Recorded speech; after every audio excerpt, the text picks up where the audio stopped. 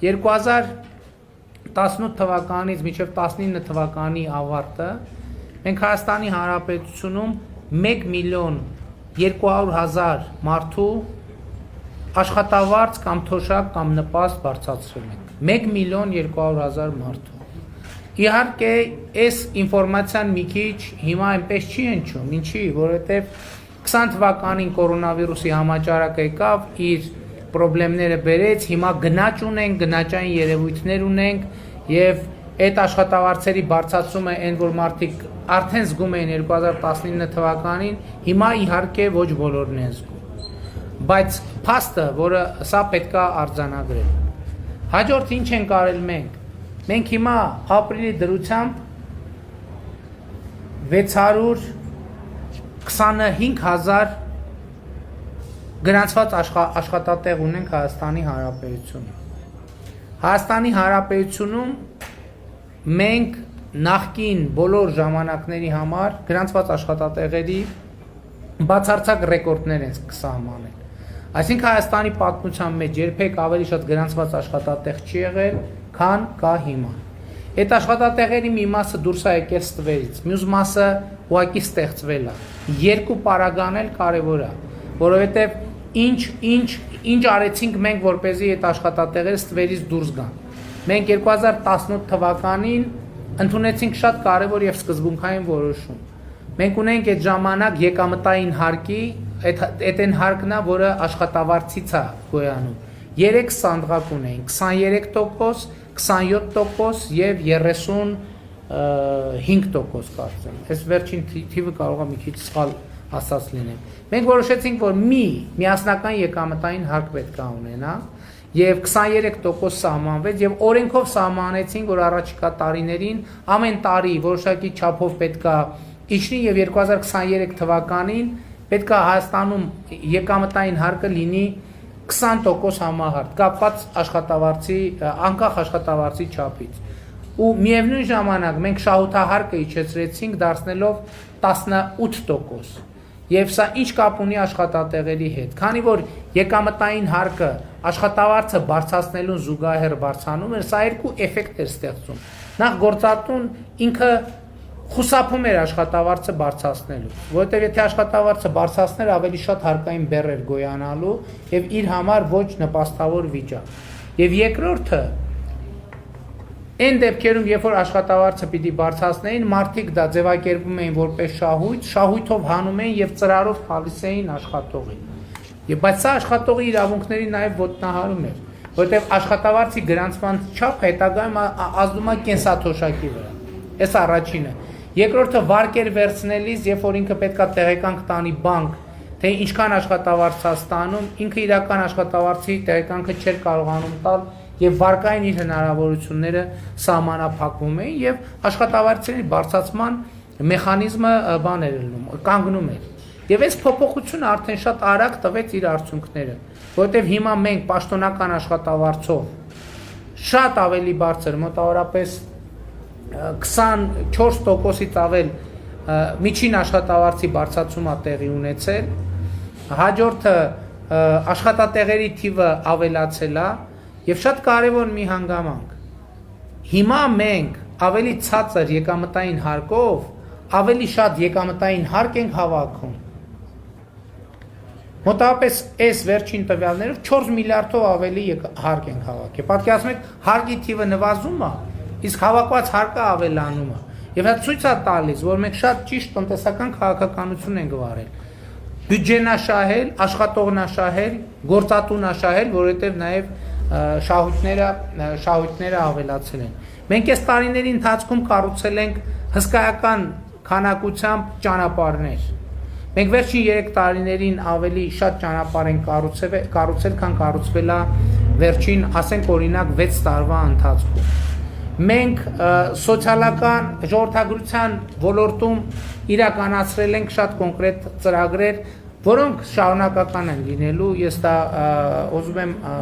ընդգծել հատուկ։ Առաջին երկրորդ երեխայի միանվագ վճարման չափը մենք կրկնապատկել ենք եւ 6 հապատկել ենք, առաջին երեխայի դեպքում 6 հապատկել ենք, երկրորդ երեխայի դեպքում կրկնապատկել ենք։ Մենք գործարկել ենք երեխա ունեցող ընտանիքներին հիպոթեկային վարկի ապահովման ծրագիր։ Այդ ծրագրի էությունը հետևյալն է, եթե երեխա ունեցող ընտանիքը ուզում է հիպոթեկով վարկ վերցնի, պետությունը աջակցություն է ցույց տալիս, այս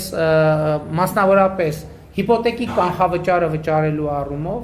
որտեղ օրինակ գիտեք, որ կան ընտանիքներ, որոնք սկզբունքորեն կարող են ձեռք բերել բնակարան, բայց այդ հիպոթեկի կանխավճարը վճարելու հետ կապված խնդիրներ են ունենում, եւ մենք գործարկել ենք ծրագիր, երբ որ հիպոթեկի կանխավճարի ապահովագրություն ենք ձեռք բերում քաղաքացու համար, եւ այդ ապահովագրության գումարի 90%-ը վճարում ենք։ Հաջորդը տարբեր կոմբինացիաներ կան, այնտեղ ես ընդհանուր գծագրերով ասեմ, ճշգրտությունը ուղղակի շատ մանրամասների մեջ առանց մտնելու։ Մարզերի եւ Երևանի միջև իհարկե որոշակի տարբերակում կա արված, երեխայի ծնվելու պարագայում, երկրորդ, երրորդ երեխայի ծնվելու պարագայում այդ հիպոթեկային վարկերից մենք միանգամից միանվագ վճարում ենք, այսինքն ոչ միայն քաղաքացին երեխան ծնվելու պարագայում ստանում է միանվագ վճարը, որ այդ 300,000 միլիոն կամ միլիոն ու կես, այլև մենք մայր գումարից հիպոթեկի ծնվեց երեխան, միանվագ ասենք 500,000-ից մինչև 1 միլիոն դրամ մայր գումարից վճարում ենք, փակում ենք։ Եվ սա ժողովրդական ծրագրերի կարևոր հատվածներից մեկն է։ Հաջորդը, դուք գիտեք, որ շատ կարևոր ծրագիր ենք մենք ներմուծել, երբ որ աշխատող ծնողների երեխայի մինչև 2 տարեկան դառնալը խնամքի նպաստը մենք բարձրացրել ենք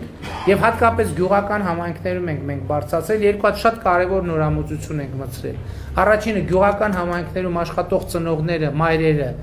2 տարեկան երեխայի, մինչև 2 տարեկան երեխայի նախկինում ստանում էին 18,000 դրամ նպաստ։ Հիմա այդ նպաստի չափը դարձել է 53,000 դրամ։ Այսինքն կրկնակից ավել անգամ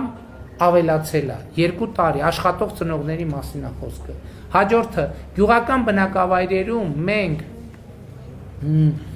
նույնիսկ չաշխատող ծնողներին նշանակել ենք նպաստ 25,000 դրամի չափով։ Այսինքն մենք ուզում ենք խթանենք, որպեսզի ժողովրդագրության առումով օգնենք մեր ընտանիքներին, ծնողներին, որպեսզի նրանք ավելի թեթև տանեն այն հոգսերը, որոնք կապված են երեխայի ծննդյան հետ։ Կրթության ոլորտում մենք շատ կարևոր փոփոխություններ ենք արդեն ձեռնարկել։ Այս պայից սկսած մայիսը ավարտվում է 5 առարկաների ուսուցիչներին հնարավորություն ենք տալիս ներկայանալ կամավոր ատեստավորման։ Այսինքն ատեստավորում որն է, ուսուցիչը գալիս է ասում է, որ ես պատրաստ եմ եւ առաջարկում եմ, որ դուք իմ գիտելիքը ստուգեք եւ որոշակի միավորներ հավաքում։ Այդ ատեստավորման արդյունքում լավ միավոր հավաքած ուսուցիչները 30-ից 50%-ով ավելի բարձր աշխատավարձ կստանան արդեն 2021 թվականի նոյեմբեր ամսից։ Եվ այս process-ը կլինի շարունակական։ Եվ ինչի արդյունքում ինչով ավարտվելու գործընթացը, ավարտվելու է նրանով, որ կամ մենք դպրոցում ունենալու ենք բարձր աշխատավարձ կամ չէ, մենք դպրոցներում 3-5 տարվա ընթացքում ունենալու ենք միայն լավ որակավորված եւ բարձր աշխատավարձ ստացող ուսուցիչներ։ Էլ ինչ ենք արել մենք գործարկել ենք Հայաստանի Հանրապետությունում մանկապարտեզների եւ նախակրթարանների զանգվածային կառուցման ծրագիր, որպեսզի ինչպես մենք խոստացել էինք, մենք հիմա այդ պլանի իրագործմանն էին գնում, որ մինչև 2023 թվականը մանկապարտեզային տարիքի բոլոր երեխաների համար լինի հնարավորություն մանկապարտեզ գնալու։ Դուք գիտեք, որ հիմա մենք խնդրեմ ունենք եւ Երևանում եւ մարզերում ունենք խնդրեմ, որ երեխաները, որ ուզում են մանկապարտեզ գնան, բայց մանկապարտեզ չկա։ Երևանում հերթերի խնդիր է, բայց մենք բազմաթիվ բնակավայրեր ունենք, որտեղ ֆիզիկապես մանկապարտեզ չկա։ Մենք հիմա սկսել ենք ծավալուն կերպով իրականացնել այդ ծրագիրը։ Էլ ինչ ենք արել։ Մենք Հայաստանի Հանրապետության առողջապահության ոլորտում իրականացրել ենք շատ կարևոր ծրագրեր։ Գործնականում սրտի ստենտավորման ամբողջ գործընթացը արվում է որոշակի պայմաններում, արվում է պետության հաշվին։ Այսինքն մեր են քաղաքացիները, որ Աստված չանի տնից տեղից հեռու ինֆարկտ են ստանում հիմա փառք Աստծո տեխնոլոգիաները այնքան են զարգացել, որ բուժվում են, բոլորը ստանում են պետպատվերով սպասարկում։ Հաջորդը մենք ինսուլտի ստենտավորման ծրագիր ենք իրականացնում։ Ինսուլտը, որ ինֆարկտի նման երկար տարիներ մեզ ամենաշատ տառապանքներ պատճառող հիվանդությունից է, մենք այսօր պետական պատվերով ինսուլտի այդ միջամտության ծրագիր ենք իրականացվում եւ ինսուլտ ստացած քաղաքացիներն ու այնտեղ տարբեր տեսակներ կան, էլի ես բժշկական տերմիններով այդքան չտարբերակեմ, չեմ էլ տիրապետում, որ անկեղծ ասեմ, բայց այն դեպքերում, երբ որ դա հնարավոր է տեխնոլոգիապես անվճար պետպատվերի շրջանակներում մենք միջամտություն ենք։ Դա ինչ է նշանակում ժողովուրդ, որ մարդը երբ որ ինսուլտ է ստանում նախկինում, որոշակի տեսակներ կա, որ չի լինում, դե հիմա չի զարգացել տեխնոլոգիաներ կան, բայց գրեթե դեպքերի 90%-ում մարդը անպայման վերադառնում էր ինչ որ մի ֆիզիկական մի թերության, թևներ թույլ լինում, ոտներ թույլ լինում։ Հիմա տեխնոլոգիան զարգացավ եւ այս ծրագիրը մեկնարկել է 2019 թվականից։ Նախկինում Հայաստանում դա չի եղել։ Հիմա ոնց որ սրտի ստետնավորումն է, մտնում են գլխուղեղի այդ անոթների այդ հատվածում ստենտ են դնում, դե ինսուլտն է, որ խցանվում է անոթը։ Եվ մարդը լիարժեք վերադառնում, այսինքն իր վրա ոչ ինսուլտի որևէ հետևանք չի երևում։ Էլ ինչ են կարել առողջապահության բնագավառում։ Մենք ժամկետային զինծառայողների ծնողների բուժսպասարկումը ամբողջությամբ իրականացնում ենք պետպատվերի շրջանակում։ Եվ սա մենք արել ենք, սա ոչ միայն սոցիալական ծրագիր է, այլև անվտանգային ծրագիր է, որովհետև մենք ասել ենք, որ զինվորը երբ որ սահմանին կանգնած է, ինքը մտածում է, որ բա հիմա իմ հայրը կամ մայրը, որ հիվանդացան, բա ով է իրանց հոգսերը հոգալու։ Մենք մեր զինվորների ժամկետային զինծառայող զինվորների ծնողներին ասցինք հետևյալ, ասցինք սիրելիներս, զինվորներին դուք ձեր ծառայություն իրականացնեք, ձեր ծնողների հետ կապված երբ որ խնդիր կլինի, պետությունը այդ հարցերը կհոգա եւ ժամկետային զինծառայողների ծնողները պետպատվերի շրջանակներում են իրականացնում այդ ծրագիրը։ Էլ ինչ են կարել։ Հայաստանի Հանրապետությունում 0-ից 18 տարեկան երեխաների հիվանդանոցային սպասարկման ծրագիրը անվճար է կատարյալ։ Այսինքն 0-ից 18 տարեկան երեխան, եթե ինքը հիվանդանոցի հետ խնդիր ունեցավ, պետությունը վճարում է ամբողջությամբ։ Նախկինում այս ռեժիմը գործում էր մինչև 7 տարեկան երեխաների համար։ Մենք դա դարձրել ենք մինչև 18 տարեկան երեխաների համար։ Եվ ուզում եմ, բայց ստեղ մի հատ թերություն կա, էտել եմ ուզում ասեմ, որ հիմա այս ծրագիրը որ կա, ընդհանրապես Հայաստանում պոլիկլինիկաները ցավոք սրտի թեր զարգացած են, բայց հիմա այս ծրագիրն էլ որ կա, ծնողները այն նույնիսկ այն քերծվածքը, որ կարող են տանել պոլիկլինիկայում վիրակապանել, տանում են հիվանդանոց։ Նու այստեղ վատ բան չկա, բայց մյուս կողմից էլ հիվանդանոցները մի քիչ ծանրաբեռնվում են, որովհետև դե մասնագետներ են, իրանք պետք է զբաղվեն այն դեպքերով, որտեղ ուրիշտեղ հնարավոր չի։ Դրա համար ես ուզում եմ առիթից օգտվեմ մեր ծնողներին կոչ անել, որ այն դեպքերը, որ ակնհայտորեն պետք չի տանել հիվանդանոց, խնդրում ենք տանեք պոլիկլինիկա ամբուլատոր բուժման, մանավանդ որ այդտեղ նույնպես այդ ծառայությունները իրականացվում են անվճար։ Էլ ինչ ենք արել մենք վերջին 3 տարիների ընթացքում։ Շատ կարևոր եմ համարում մի վիճակագրություն, երբ որ 0-ից 18 տարեկան երեխաների առողջական խնդիրների հետ կապված խոսեցինք, մենք ունենք եւս մի աղետալի վիճակագրություն, որի մասին մինչև հիմա չեմ խոսել, բայց դրա մասին էլ է պետք խոսել։ Մենք ինչ փաստի առաջ ենք կանգնում, ժողովուրդ։ Ուրեմն մեր 18 տարեկան տղաների 60%-ը ունի առողջական խնդիր։ 60%, դուք պատկերացնում եք այդ ինչ թիվը։ 60%-ը ունի առողջական խնդիր։ Եվ սա լուրջ պրոբլեմ է, բայց այդ առողջական խնդիրի միջալոց նաև ինչ է դա կապված, որ մեր դպրոցներում օրինակ